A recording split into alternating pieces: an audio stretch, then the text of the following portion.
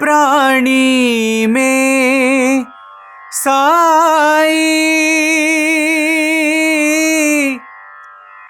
हर प्राणी में बाबा, सब प्रेम करो, सब प्रेम करो, मेरा साई प्रसन्न होगा, मेरा साई प्रसन्न होगा, मेरा साई प्रसन्न होगा। दिन दुखियों से प्रेम करो, मेरा साई प्रसन्न होगा। साई मेरा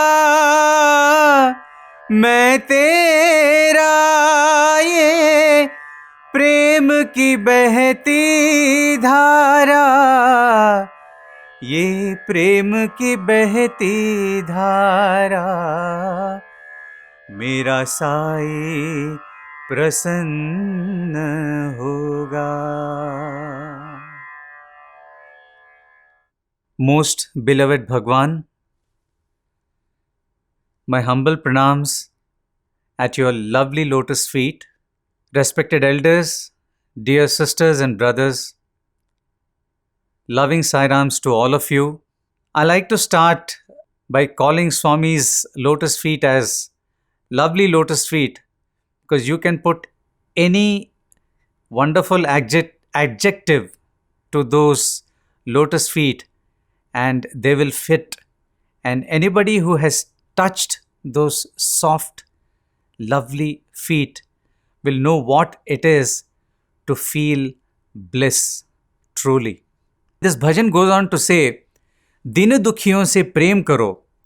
No, we normally translate this to be love, give your love to those who are poor, those who are distress stricken. Now, these are the words that come to us. We have a very interesting take on this. Who in this world is not Dina or Dukhi? So when Swami says that we have to love all and serve all, and as this bhajan says, Dina Dukhiyon se prem karo, it basically means the same thing. All of us have some or the other desire in life. Everybody who has got a job wants a promotion, wants something more in life. Everybody who has a family wants something more for their family. Even a spiritual aspirant wants something more from God. So everybody who has a desire obviously is lacking in something. So anybody who is lacking in something is poor in that sense. When we say Din dukhiyon se prem karo, mera sai prasanna hoga, it truly translates to love all and serve all. Swami says that this love that we are talking about, this divine love that we are talking about, is something that we have to share it with everybody. And our Lord is so very kind, so very affectionate to us, all of us who like to call ourselves His devotees. I'll come to that a little later, why I say we who call themselves as His devotees. He's so kind that He says, this love of mine, you give it to 2 or 3 people every day and see what change that brings to your life. Swami was talking to the boys in the hostel once in one of his discourses, and this is what he said. Every day go out and give this love of mine to 2 or 3 people, and that is enough to make a change in your life.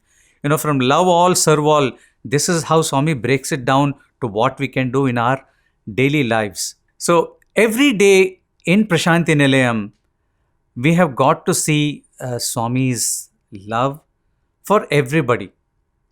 Ask the students who have been here. It's not just that they have got free education in this university. The kind of education, the kind of love that they have got from Swami and from Swami's beloved teachers. Ask every student who's been here. Ask every devotee who has sat in the sands of Prashantinilayam and, has tasted this love of Swami. Ask every single patient who enters the Sri Satya Sai Institute of Higher Medical Sciences or the general hospitals at Prashantinilayam or at Whitefield. Every unique story, every day that we see these wonderful stories of Swami's love being given to patients, I can just recount to you quickly. There was once in the radiology department in the CT scanner, we did a CT scan on a very old man. He was past 80 and he was suffering from bladder cancer. And we did the CT scan on him. And as I was helping him get off the patient couch, this old man bent down to touch my feet. And I held his hand and I said, Tata, grandfather, what are you doing? Don't do this. Everything is given by Swami. All this. He was so overwhelmed. He was in tears.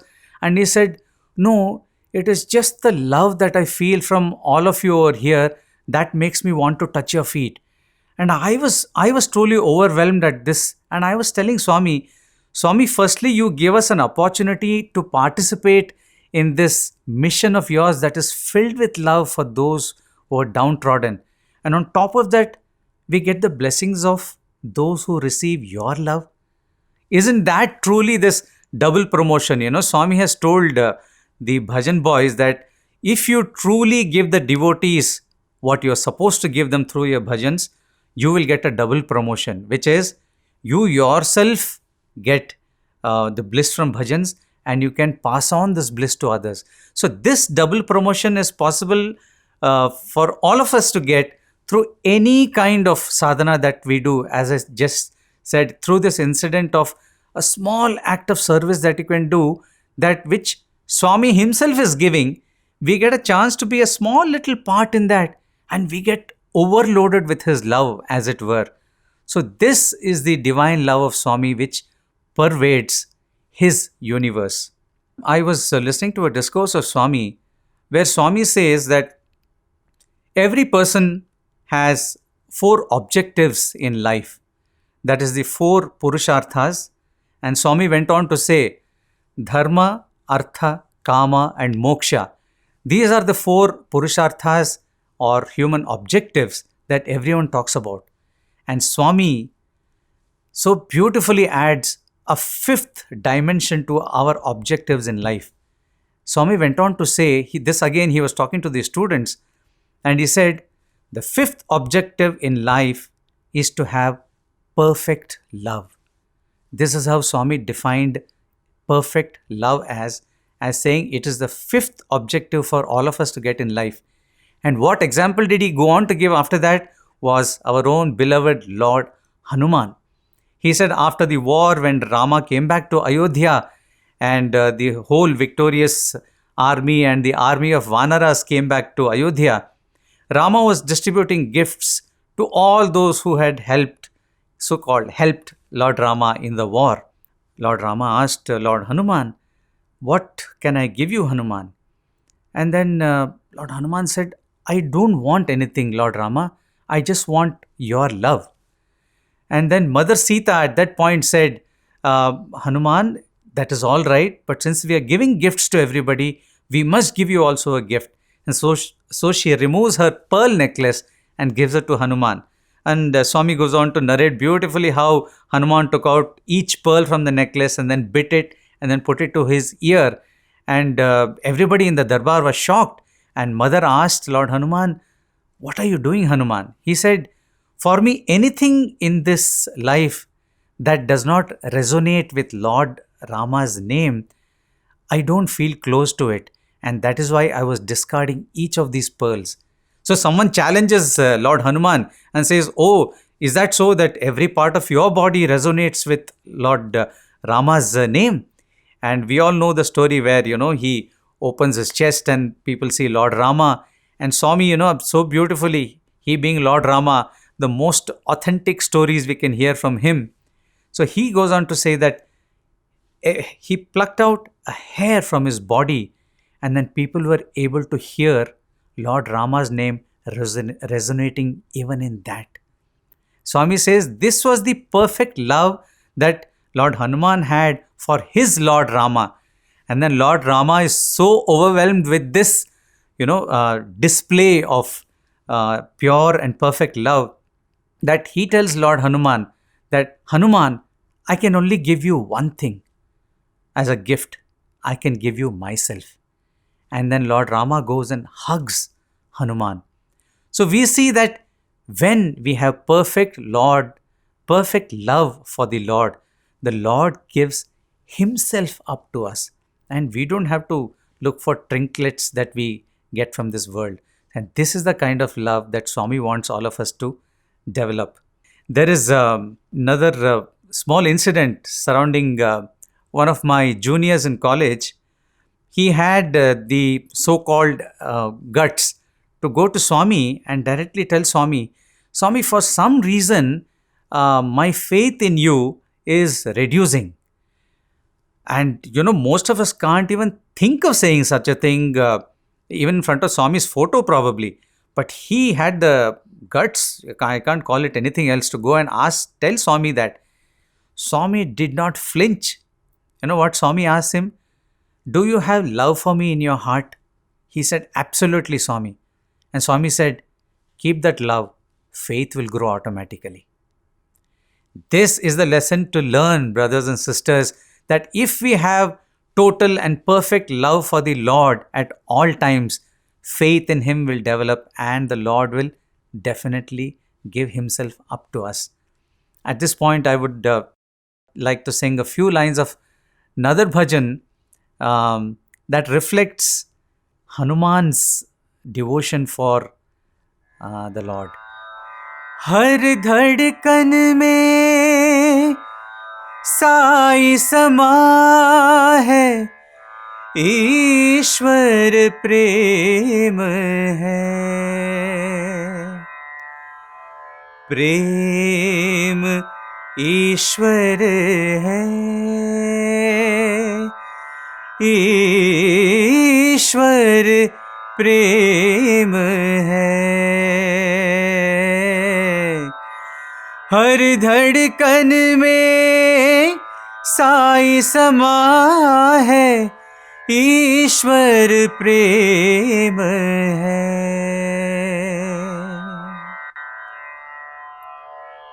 Swami loves this bhajan a lot, and he would ask us, the bhajan boys, to sing Prem Ishwar Hai specifically many times, because this sums up what Swami talks about love. And when he says that God is love, love is God, har dhadkan mein, that is what Hanuman showed to the world, that his heart definitely beat for Lord Rama, and every cell of his body resonated with Lord Rama's name. Swami once told again the students in a discourse that lilies are ornaments for a pond, houses are ornaments for a village, the moon is an ornament for the sky, waves are ornaments for the ocean, and for Sai devotees, love is the ornament. I think Swami could not have said anything more than this as to what we should adorn ourselves with if we are to start calling ourselves His devotee. He said, to be a Sai devotee, your ornament is love.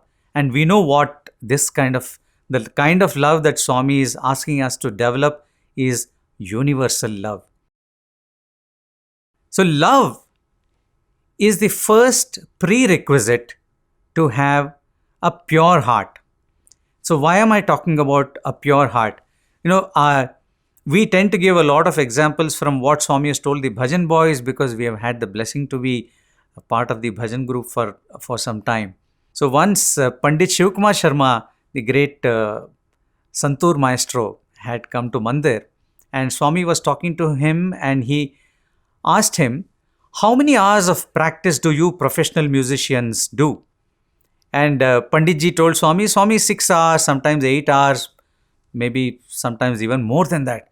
Swami said, oh, that's a lot of time. how do my boys sing bhajans? How are my bhajan sessions? He said, Swami, it is very nice. And he said, but how are my boys able to sing so well? They don't have time of 6 to 8 hours to practice like you all do. They have to get up from early morning, Suprabhatam onwards. They have to go play games. They have yogasanas, and they have to rush to college, and they have to come here for darshan. After bhajan, they have to go back, and then there is study hours. There is no time. Whatever time they get in between, they practice. Still, how are they able to sing so well? So Panditji said, Swami, they are your children. After all, they are blessed. They are your children. So obviously they will sing well. Swami, he has a way of putting that down. He said, wo theek hai, that is all right. But they sing well because of two reasons. Swami said, they sing well because they are pure at heart and because they sing for me. These are the 2 points that Swami made, which he said is why the bhajan sound good. We know it is purely Swami's blessings. And many times when Swami says such things about the boys, he makes sure that these lessons reach us. Because from here we get to know that this is what Swami expects us to be. So when Swami calls one of the boys who acted in a drama and said, you are Ramadasa, or he called somebody else a fakir, or he tells that my boys are pure at heart, we get to know that this is what Swami expects us to be. So when Swami said that we have to sing bhajans with a pure heart and for Swami, these are huge lessons for us. Not just in the bhajan group. When what I say applies for the bhajan group, definitely applies for us in the rest of our life, because we are part of a bhajan group maybe for, if it's here for 1 hour a day, 1.5 hours a day, what about the rest of the hours? And for those who are in bhajan sessions for, once or twice a week, what about the rest of the week? So all the lessons that Swami teaches us has to be a part of our lives throughout our lives, throughout the rest of the hours and rest of the days of the week. So Swami says we must have a pure heart. When Swami says that we have a pure heart and we sing for Swami, what are the components of a pure heart? See, Swami has laid out so many things which makes a person pure at heart. If we were to, crystallize some of that, we'll see that Swami most often talks about 2 things. Definitely love is what Swami talks about the most. And the next point I will come to a little later is something that Swami wants us to develop in every aspect of our lives, is to develop humility. Just to know that the Lord is the Lord and we are but His servants. So, talking about divine love, Swami says this love, this bliss of love that is there in our hearts is deep within us, definitely. When we are born, we are divine beings that are born taking human forms. And he says all this love is lost within us. And Swami told us what you must do to bring that out. If you have water down deep under the earth, what will you do? And someone said, Swami, you have to dig a borewell. He said, yes. Use the borewell of Namasmarana to bring out this love from deep within your heart. The bliss of love that is hidden deep down in your heart. Bring that out. Let it gush forth through Namasmarana. So, that is why I was just saying that a lot of examples that I would give are surrounding the bhajan group and what Swami taught us, but we have to take that for the rest of our lives as well. So at this point, I'm again reminded of a bhajan that we sing often, and I have very fond memories of this bhajan because this bhajan is something that tuned the hearts of 400 young students in the hostel to their Mother Sai. This was a very difficult time when Mother Sai was not talking to the boys. It was the biggest punishment in one sort that the students can get when their mother is not speaking to them. And this went on for a week and 10 days, and everybody was praying from the depth of their heart. So it was like everybody's borewell was functioning at maximum limit, and the love for Swami was pouring out. And one evening, when all the 400 young students were sitting in the mandir, and Swami was again avoiding them and went and sat on the throne in the bhajan hall, we all heard this bhajan being sung. And I will tell you what happened later on. But this was the bhajan. Sai prem de, shanti de, आनंद दे बाबा प्रेम दे, तुम हो बाबा दया के सागर, तुम हो गुण मंदिर नटनागर, आदि अनंत है सत्य सनातन, अलख निरंजन साई जनार्दन, सच्चिदानंद प्रभु कृपा करो प्रेम दे, शांति दे आनंद दे बाबा प्रेम दे. So when we pray to Swami from the depth of our hearts, and we tell Swami, Swami, give me this love that you want us to develop. Swami, help us to, dig this borewell deep so that our love gushes forth. This is precisely what happened that fine evening in the mandir, when this brother started singing, Sai Prem De. And that was enough. And the hearts of all the students welled over, and they burst out as tears. And our loving Lord Mother Sai could not contain herself. Mother Sai got up from the throne, rushed out and asked all his children, come to me. And all of us went and surrounded Swami, and we were telling Swami, forgive us. And Swami said, no, why? Everything is fine. You're my children. Everything is fine. And that was such a wonderful, children and mother scene, which will never go from my heart. And this bhajan is what had brought forth that love from all of us to Swami. And while Swami talks about divine love, there are a few examples that he teaches all of us. So when we were putting up this drama of Chaitanya Mahaprabhu, Swami would come and Swami would teach us how to act. Swami would tell us how to sing the songs.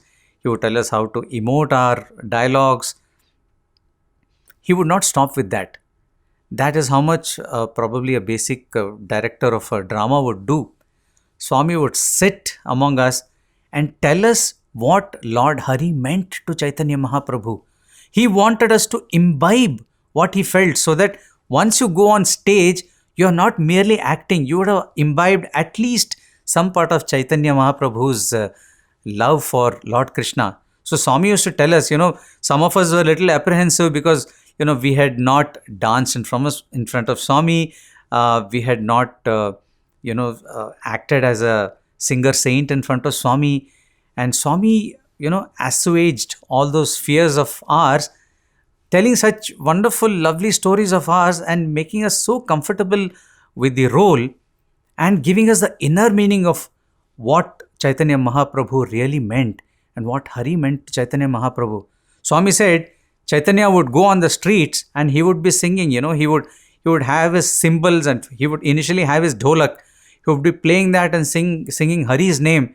And there were these jealous villagers who would be around.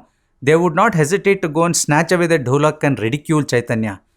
But Chaitanya would not stop. Swami said he would bring out his cymbals and he would play the cymbals and, sing Hari's name. And they would come and snatch that also. And he would tell, Hari, they can take away everything. They cannot take away my voice. Even if they can take away my voice, Hari, they cannot take away my love for you.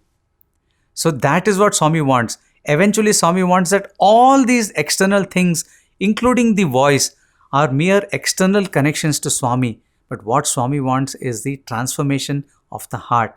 He wants the purity of heart, from where love goes directly to him. At this point, I would sing another song. हम सदा तेरे साथ रहेंगे, प्यार की नगरी में सदा, प्यार की नगरी में सदा। हम तेरे हैं साईं, हम तेरे हैं। दिल की आवाज़ है, होठों पे बस यही राग है। हम तेरे हैं साईं, हम तेरे हैं। If you are able to tell Swami from the depths of our hearts that Swami, you are ours, we are yours. Sai मेरा मैं तेरा, ये प्रेम की बहती धारा, as दीन दुखियों, even as that bhajan says and as this song says, that we love you, Swami, by loving everybody, and you are ours, and Swami, we are yours. So this is the kind of love that Swami wants us to develop. And what is the second aspect that Swami spoke about when he told Pandit Ji that my boys have purity of heart. So in purity of heart, you have love, divine love for Swami, and we have humility. Swami, he would correct all of us, and there are times when all of us, in the bhajan group, have been warned by Swami. He has made us, he has cautioned us. He has told us what is wrong with the way we are behaving. Because if you look at it, physically we would just go and sit in front of him for half an hour in a day during the bhajans, during which he would see. And of course, the interactions during music programs and the interviews. But most of the physical time, we were in the hostel. But Swami would come, he would pick us up, sometimes even during bhajan, and he would tell us something like, Niku Kovura. It loosely translates into something like arrogance. So, and then we have to be on our guard. Because the moment any of us, for any kind of talent that we have, talent is not just described as somebody who can sing well, not somebody who can act well. It is not just the fine arts. Talent is anything that we can do well in life. That is God given to us. And in any sphere of life, if we think that, it is me, I am the doer, and if we ignore the fact that Swami is the doer and he is the one really controlling us, then this Niku Kovura, I think that applies to all of us who get into that kind of thinking. He was speaking to the students again once, and Swami said this, and I will quote the translation. He says, bhajans must be a felt experience. He says, do not sing with one eye that the effect of the song has on others and another eye on the effect that it has on God. Bhajans have to be sung and offered to God in an attitude of humility and not an exhibition of talent or for competition to display musical skills. And then this last sentence that Swami told is so beautiful. He said, your singing has to please God and not your fans. Swami used this word in the discourse, and as much as we can laugh about it, I think this is so true for any of us in any sphere of life, saying that, we do something well, we expect that from somewhere, we get a little pat on our back. It is said that, God has made us in such a way that we can neither pat our backs nor, hit ourselves on our back very easily. It's very difficult to reach our back. So it only means that, we cannot do it. You're not supposed to either ridicule yourself easily or praise yourself easily, which means do not pump up your head. And the real reason you are offering anything to Swami is to please him. I think that we should never lose focus of, that we are not here to please, as Swami says, fans. Swami used the word while talking to the students. This is way back in the 1980s. And Swami so beautifully went on to say, this ego, we normally think that ego is a feeling of superiority.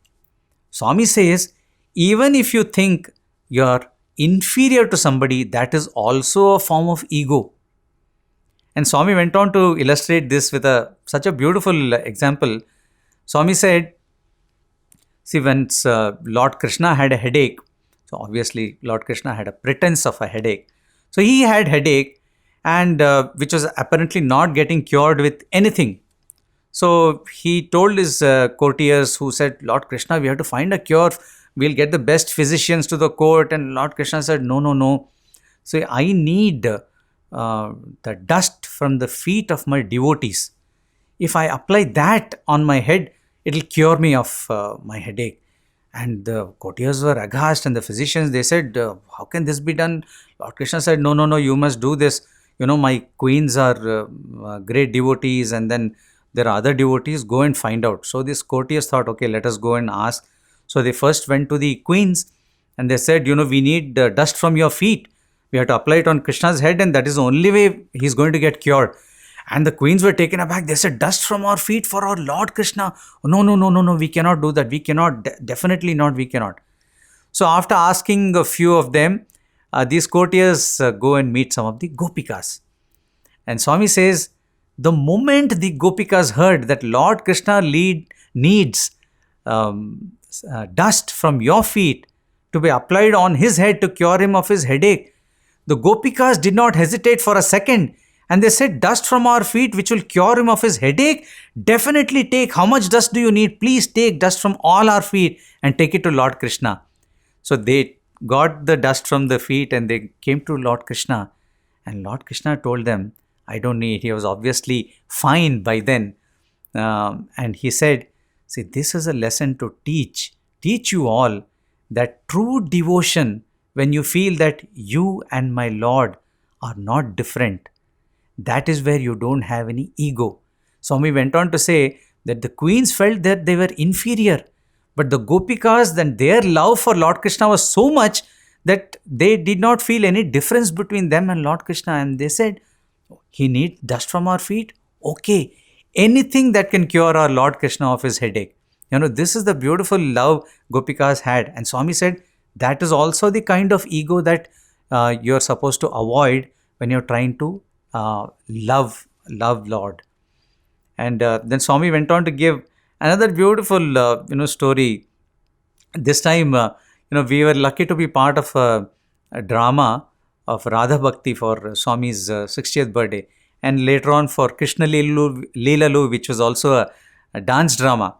During those times, like I said, for Chaitanya drama also, Swami would sit around and he would talk to all of us about the devotion of the Gopikas and Radha, who was the primary character of the drama.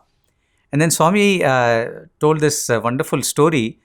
He said, Mother Yashoda came to Radha one day and said, my Kanha is missing. My Krishna is missing. I have searched for him everywhere. I am not able to find him. Is there somewhere, some way you can help me find my Kanha? And then Swami said that Radha closed her eyes, deeply felt Lord Krishna and prayed to him. And after a little while, Lord Krishna appeared there. And Mother Yashoda was so happy, and she hugged Lord Krishna and said, I thought you were missing. And Radha prayed, and you are here, you appeared here. And then Mother Yashoda goes on to tell Radha that, Radha, you are truly the greatest devotee of Krishna. I had this ego within me thinking that being the mother of Lord Krishna, Nobody else can love Krishna more than me. But today you have showed me what true love for Krishna is. And that is how you were able to manifest Krishna when I searched all the world for him. And then Mother Yashoda goes on to ask Krishna, and she tells, she, literally complains to Krishna, saying that, I make such wonderful food for you at home. I make the most fresh butter for you at home, but you don't eat anything in my house. But you take it upon yourself to go to all these Gopikas' house, you go to Radha's house, you steal butter from there and eat. Why do you do this, Krishna? And then Krishna tells this, Swami explains this beautifully and said that Krishna explains, little Kanha explains to Mother Yashoda that it is because Radha and the Gopikas do not have ego and they have pure love for me. So Swami, with all these stories, illustrated to us what humility means to him. Either it is Lord Krishna or Lord Rama or Lord Sai, whomever we are praying to, this is what humility means and lack of ego means to him. While talking about Radha, Swami taught us this beautiful song on Radha, which he says that Radha's love is an example for the whole world. And this composition of Swami, which he wrote and tuned and taught all of us, goes like this. Prabhu me naam chintane sadanandamu, ee Radha bhakti lokaniki shanti parvatam, kadali karchuram kammani cheruku rasam, చక్కెర తేనె పండ్లు సార విహీనాలు, ప్రభు మీ నామమే రాధకు మధురాహారం, మీ కరుణ హరిహరి నీ స్మరణ, అదియే భూషణం ధరాపోషణం, ఈ రాధ భక్తి ప్రతి జీవికి ముక్తి సాధకం, ప్రభు మీ నామ చింతనే సదానందము, ఈ రాధ భక్తి లోకానికి శాంతి పర్వతం. This love and devotion of Radha is truly bestows peace on the entire world. She is an example to the entire world to say how our love and devotion to the Lord should be. Swami went on to narrate another example where he highlighted the humility that we must have in our lives. So he says that King Ashoka was going in the streets of his kingdom along with his courtiers. And then a monk was walking on the road, and Lord Ashoka went and knelt before him and put his head at the monk's feet. And the courtiers were very unhappy with this. And after the monk left, they told their king, this is not expected of you. You are the emperor. Everybody must bow before you. You should not bow before everybody. Then King Ashoka said, okay, do one thing. We are in the marketplace. Can you get me the head of some animals, including a human head, and try to sell them on the streets here?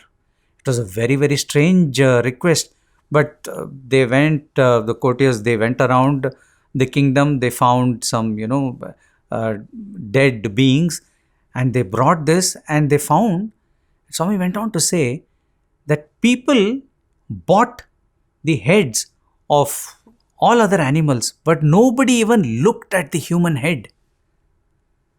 This was a very extreme example. And then Emperor Ashoka goes on to tell his courtiers, do you see what is the value of a human head when it is not attached to the body? Nobody even has a second glance at the human head. Swami says that is a humility that we must have. Emperor Ashoka told his entire kingdom that it is our head gets any value only when it is bowed at the feet of great masters. And that is when it gets value. Swami went on to say that this divine life force that is within us, if it is not there, does this body even have any value?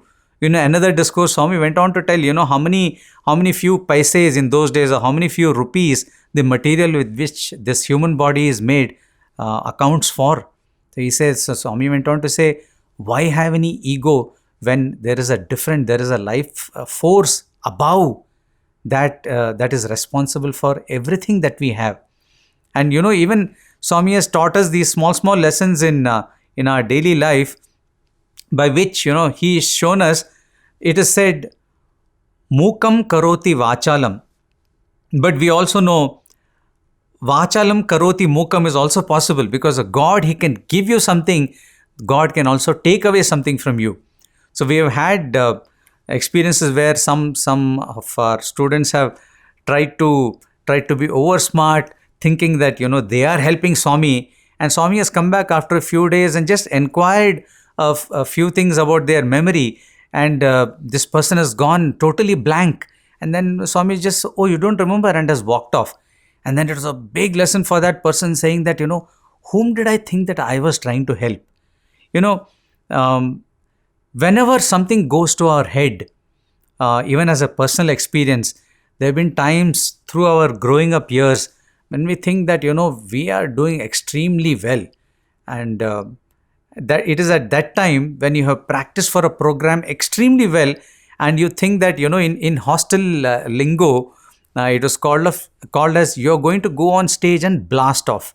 That is what people are. And then this, during practice sessions, you have boys who come and say, oh yeah, you're going to blast off this song, and then your head gets all swelled up and you think that I am going to go on stage and I'm going to blast off. And when you're thinking of this, you're not thinking of whom you are going to sing it for. And there are personal experiences I have had of when I've had these thoughts come in, and I go in, and what has only blasted off or has cracked off is my voice. In the sense that my voice is cracked on the supposedly high lines that I was singing very well in the practice sessions. And then you realize, and Swami would be so loving in spite of that. Swami has come down and told me, "Em parvaledu, you opened your mouth a little more than usual, and that is why it happened. It's okay." But it is not that. Swami was, every time he was asking me to open my mind, open my heart up more, and not my mouth, to let Swami in and say that he's a doer. Unless we know that he's the one who is making us capable of doing anything, we will not be able to blast off or crack off anything. And there are times when we have offered everything of ours to Swami, and he would come in an instant and help. There was this time during summer course in the 1990s. We were all preparing for a music program for the summer course in Brindavan, and that evening was the music program in the auditorium in the Brindavan College. And that morning, after a night practice, I slept. And the morning when I woke up, my throat was all gone. My throat had totally closed up, and I was barely able to croak. It was that bad, and I was supposed to sing a kavali that evening. I was lost, and I was thinking, Swami, only you can help me. And I got permission from the warden, and the gates into Trai Brindavan, I went just inside that and stood. So it is unusual for somebody to be there. And as Swami was walking out in the morning to give darshan to devotees, he saw me and he came and asked me, Emra Ravi, what happened? Hey Ravi, what has happened to you? And in my hoarse voice, I told Swami, my voice is gone. Then Swami, loving Lord, he makes fun of us. He said, Ayo papam poinda, poindi. I said, yes, Swami, this evening is a program. Irozu program. Oh, today is a program. And then, he just took his soft, beautiful hands of his. He rubbed it against my throat. He said, Em parvaledu, bagai potundi. He said, no problem, it will be fine. I'm not able to croak, and the evening I'm supposed to sing a kavali that has high lines in it. And we had our last practice about 2 hours after that. So I just went back to the hostel, taking Swami's blessings with me, had my breakfast, etc. 2 hours later, we sat for the practice session, and my throat was as open as it was the previous night. I cannot physically explain this, because this cannot be explained, because this is Swami's love which cannot be explained and can only be experienced. There several times in my life, Swami has shown that it is only when we offer ourselves, we offer everything to Him, saying that, Lord, it is only you who can help me. He has come out with a sugar candy once and said that, eat this, you'll be fine. And I have been fine. Once during my school days, he has given me a lemon in the interview room. Swami said, oh, your voice is not all right, okay, you have to sing for this. And then he materialized a lemon and he said, go to the hostel, squeeze this into a tumbler of water and drink it, and my throat has become fine. This is the Lord who has shown me time and again that it is with His blessings that anything can become fine. And on the other hand, He has also showed us that if our head bloats up, what can happen. As Swami told one little boy who was sitting with us in the bhajan hall, who used to sing very well. Swami came to him and we were all seated around this boy, and Swami told him, tum अच्छा गाता है, तुमको बहुत chance देता है. You're singing well, I will give you a lot of chances. तुम्हारा head बड़ा होता है, ego आता है. If you have ego which comes up in your head, what will happen? Swami said, तुमको अच्छा गाता है, ऐसे लेके जाता है. If you sing well, I will take you up like this. Ego आता है, उधर से drop कर देता है, Swami said. And we all shuddered, because this is a lesson for all of us. Swami said, he didn't say, I will gently leave you down, or that I will not talk to you. It was nothing like that. He said, I will drop you from there. That means the higher you go, the harder is the fall. I think that lesson we need to take. So the more our head swells, the pinprick that we will get, the blast is going to be loud and resonating, such that we will never forget it for the rest of our lives. So Swami has shown us through so many examples that we must develop humility in any aspect of life that we are and offer everything to Him. Now, once I was blessed by Swami to be in the interview room. He called me inside to carry a few saris. Swami wanted to distribute these saris to some of the devotees outside. And inside the interview room, there was a room with an almirah where Swami had kept some of these saris. And Swami was picking out some of these saris, and he had asked me to hold out my hand. And he was piling these saris on my hand one by one. And it was a very blissful moment. Everything was very silent. And I was just taking in the bliss of the moment. All of a sudden, I hear some music. There was some humming. And I heard that Swami was actually humming something. And it was a truly beautiful moment. Me just right there next to Swami, everything else silent, and Swami was humming. And Swami was humming this bhajan. Hara Hara Shankara Samba Sada Shiva Isha Mahesha. We knew it was a favorite bhajan of Swami, but until then I didn't know it was that dear to Swami. And because Swami was humming this bhajan himself, I was totally lost in that moment, and suddenly I heard silence again. And I probably had my eyes closed. I don't know. I was quite lost. And I looked at Swami, and Swami looked at me and said, Yemi, what? I said, no, Swami, I mean, it is so blissful. And you know what Swami tells me after that? In Telugu, he says, Kani meelaga paadalendra nenu. It translates to, but I can't sing like you all. And I was blown. I went down, left the saris and held Swami's feet. And Swami, you can't tell us this. This is the Swami who has taught us everything in life. You're talking about Swami in the physical, the body that he took and what he has done musically, the Lord of the universe. And he says, no, I can't sing like you all. And I don't know, it just brings tears to my eyes every time I think how Lord of the universe could come down and say such things. But this is what he teaches us. That if Swami can say such a thing, don't we all have something to learn in life every day? We don't have to think that we have reached the pinnacle of anything. We are all on the way there, yes. But we have to realize that we are all on the way. And there is always something more to reach, something more to get, to achieve. And that something is this purity of heart with love and humility for him. So these Sai bhajans which is, Swami says that do this Namasmarana, dig a borewell deep into your heart through Namasmarana and bring out that Sai love. So we are all so lucky that in this age of Kali, Namasmarana, and Swami himself has said in his discourses that there is nothing dearer to me than bhajans. He said, people say that when you go to Prashanti Nilayam, nothing happens there other than bhajans.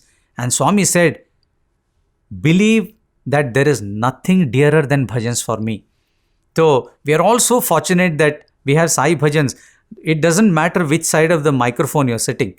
Whether you're leading the bhajans or whether you're part of the thousands of people who are following bhajans, we are all Sai bhajan singers because we are all pouring our heart out to Swami through Sai bhajans. So what Swami says that how important these Sai bhajans are. Swami had, and again this, he was talking to the boys in the hostel once, and he said that Sankirtana, as we have said many times during bhajan workshops, etc., and also heard in Swami's discourses, are divided into 4 categories. Theoretically, it is, Swami said that Saint Tyagaraja, when he sang, for example, Mari Mari Ninne Muralida Ni Manasuna Dayaradu Mari Mari Ninne Muralida Ni Manasuna Dayaradu Mari Mari Ninne Mari Mari Ninne. Or Swami said, when he went on to sing Kshira Sagara Sayana, in all these, when Tyagaraja sang out to Lord, he was telling the Lord that, you went out and you have saved Dhruva. And when Gajendra, the elephant, cried out for your help, you have gone and saved him. Even when Mother Sita was in trouble, you have gone and saved her. So what does this Tyagaraja? He is like any devotee who is praying to, he is an example of a devotee who is praying to the Lord, saying, what does this Tyagaraja have to do to earn the grace of the Lord? And he goes on to describe the Lord's various qualities and the various leelas of God. So Swami says that Tyagaraja's singing is akin to the Leela Sankirtana or Guna Sankirtana, where the Lord's leelas or where his qualities are expounded. And Swami went on to say that there is another kind of singing where the devotee pours out his or her feelings to Lord. And Swami says there are no better examples than Radha and Meera.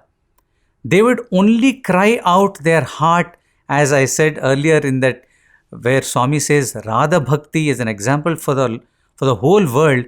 This is where they merely said, Lord, we and you are one and the same. Our heart, the love from our heart pours out into the love in your heart, and we become one and the same. So Swami went on to use these beautiful words, because some of these words that Swami uses, which are translated into English, if we dwell on each of these words, we'll know how much meaningful it is to our lives. Swami said the feeling of peace, truth, fondness, affection, and sweet feeling. He says this is what comes to mind when we think of the devotion of Meera or Radha. I will just sing an example of one of the beautiful bhajans that Meera had sung for her Giridhara. Krishna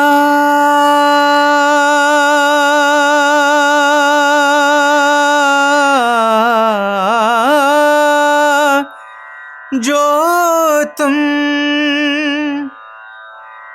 todo piya मैं नाही तोड़ू रे तो से प्रीत तोड़ी Krishna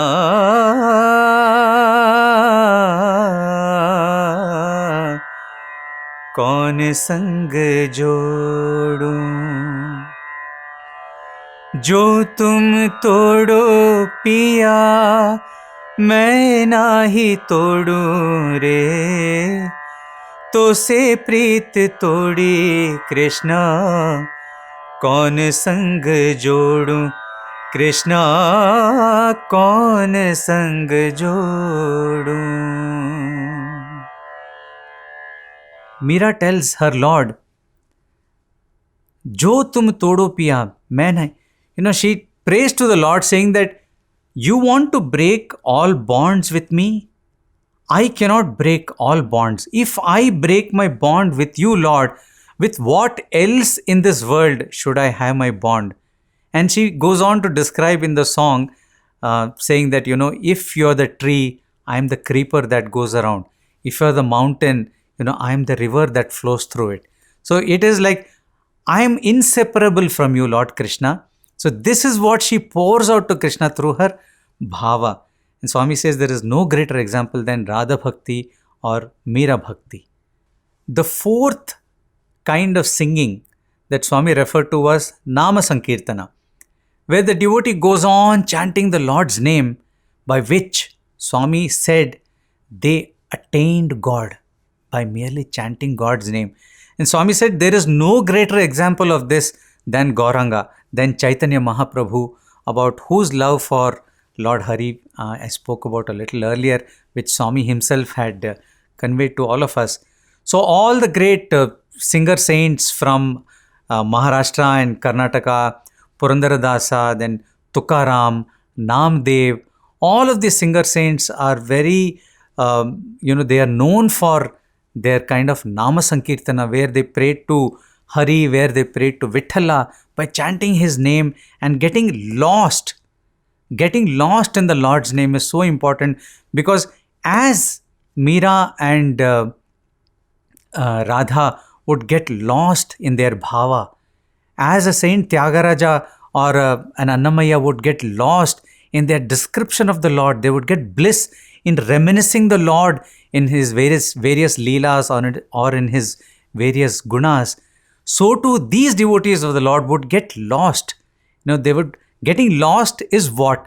Losing your identity. So they and the Lord would become one through just merely chanting, this is Namasmarana, and putting these beautiful tunes, which makes it so pleasing to Swami's ears. As Swami said, mere Namasmarana, Swami, in his discourse, Swami has told all of us that if you're going to say, Rama, Nannu Kapadura, Swami says it's a little harsh to his ears. He is the one who is going to listen to these prayers. So he says at the same time, if you just put a little tune and says, Rama Nannu Kapadura, Swami says so pleasing to the ears. So this is what the same Namasmarana these saints did by putting their wonderful tunes to it, so that it becomes so pleasing to the ears of their Sai Vithala or their Sai Hari. One example from a song that has been sung by Namdev, one of the great singer saints from the state of Maharashtra. Vithala avadi prema bhavo, Vithala avadi prema bhavo, Vithala namacha taho, Vithala nama thare taho, prema bhavo, Vithala avadi prema bhavo. Vithala, Vithala, Vithala, Vithala, Vithala, Vithala, Vithala, Vithala, Vithala, Vithala, Vithala, Vithala, Vithala, Vithala, Vithala, Vithala, prema bhavo, Vithala avadi prema bhavo. So this is how Saint Namdev would chant Lord Vitthala's name, and this is how we all can chant the Lord's name. You know what Swami has said about Sai Bhajans? After talking about all these forms of Kirtana and saying, Tyagaraja could do this, Chaitanya Mahaprabhu could do this, Annamaya could do this, Radha could do this, Swami concludes by saying, people from Prashanti Nilayam can experience all the four paths, and they are indeed very fortunate. Guna Sankirtana, Leela Sankirtana, Bhava and Nama Sankirtana. The amalgamation of all the four is Sai Bhajans. So, aren't we the luckiest people on earth in this yuga, where Swami has said that Namasmarana is the way to reach him, and he has said that these four paths, these four types of singing that singer saints through the centuries have done in order to reach. Swami says the amalgamation, the combination of all that, is Sai Bhajans. And I'll just probably end with a few examples from Sai Bhajans that we have among ourselves, so that, we can contemplate and we can feel so lucky that these great singer saints whom we look up to, who lead us to our Swami through their example, we have them among ourselves. We have those examples for us through Sai Bhajans. And starting with Leela, this is an example of Leela Sankirtan. Kalyan Krishna, Kamaniya Krishna, Kaliya Mardana Shri Krishna, Govardhana Giridhari Murari, Gopi Mana Sanchari,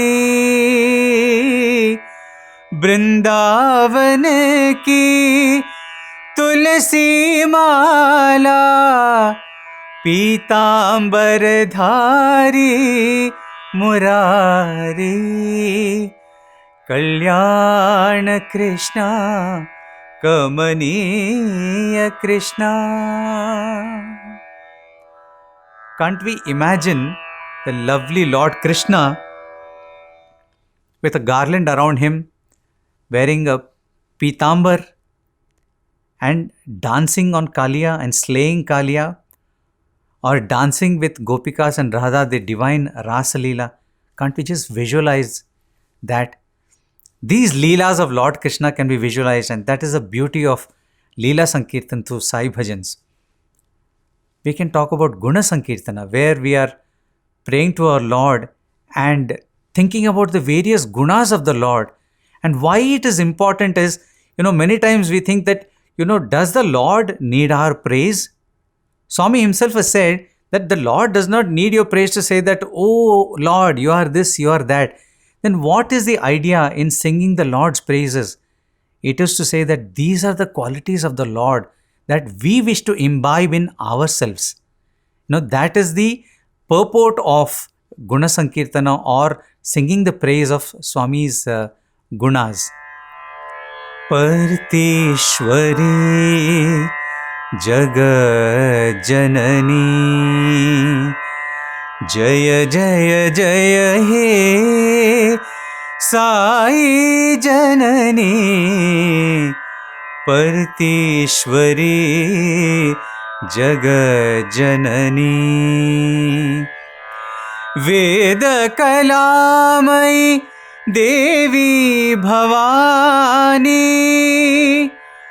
Nada Vidyamai Narayani, Karuna Sadani Karunamayi Ma, Sharanam Sharanam Sai Ma, Jaya Jaya Jaya He Sai Janani. We are praying to that divine mother, that divine Sai mother of ours, Veda Kalamai. She contains the substance, the sum and substance of all wisdom that there is in this world. Karunamai, and such a mother is full of compassion, and we are praying to this divine mother, saying that you bestow your love on us, mother. And the third form is Bhava, as Lord Krishna was prayed to by Radha and Meera. Our example, one example from our Sai bhajans would be this: Giridhar Gopala Sai Giridhar Gopala Partipurishwar Sai Gopala Giridhar Gopala Sai Giridhar Gopala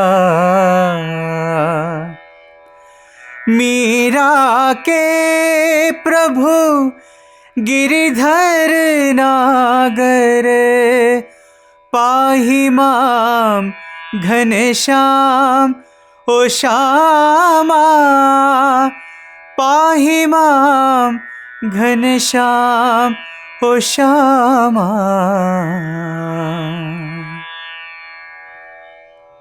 Can't we hear our hearts praying, crying out through Meera's Giridhara? It just cries out. There are no specific words when you just say Giridhara Gopala. We just imagine ourselves as that Meera who was crying out from her palace to her Giridhara, saying, Lord, make me one with you.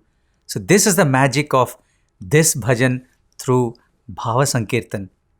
And the last form is Nama Sankirtan, where Swami said somebody like a Chaitanya were redeemed by the name of the Lord. So don't we have that equal opportunity if we do it with the purity of heart that these saints did it? An example of Nama Sankirtana through Sai Bhajan is Jaya Ram Hare Jaya Ram Hare Jaya Sita Ram Hare Jaya Krishna Hare Jaya Krishna Hare Jaya Radha Krishna Hare Jaya Sai Hare Jaya Sai Hare Jaya Sai Baba Hare. So every time we sing Sai Bhajans, we can imagine ourselves to be any of these singer saints and imagine what it is to make that connect with our Lord, so that our love and His love merge, making us one and the same. So I think it is so important that we hold on to all these lessons that we learn every day. And Swami is so kind. He says Swami has taught us so many lessons in his lifetime, and Swami says, follow at least a few. There is no kinder God than our Lord Sai, who says follow at least a few, because we aspiring devotees have the cheek to tell Swami, Swami, in your discourses, you've been, repeating the same things again and again. Why don't you say something new? This is the cheek that, devotees can have. And Swami asked this devotee, asking, yes, I am repeating the same things and again. Is there at least one of those things that you are following? Swami asked very lovingly. I think that we have to hold close to our heart, thinking, are we following at least some of what Swami wants us to follow? How we can make our heart pure, how we can develop humility in our life, so that we can offer ourselves at His feet and claim to be devotees on the path to becoming His devotee. I'll end with a song about our beloved Lord, which was sung as the final song during the 85th birthday celebrations, and it so beautifully summarizes what He means to all of us and how lucky we are to have Him among us. धन्य है धरती जिस पर तुमने साई जन्म लिया, तुमने जन्म लिया। दीन दुखी को गले लगाया, युग उपकार किया, युग उपकार किया। चांद और सितारे भी, चांद और सितारे भी तेरी जयकार करेंगे सदा। तू प्यार का सागर है, तू प्यार का सागर है। Lord, allow us to be but one drop in this ocean of love that you are. Thank you. Sai Ram.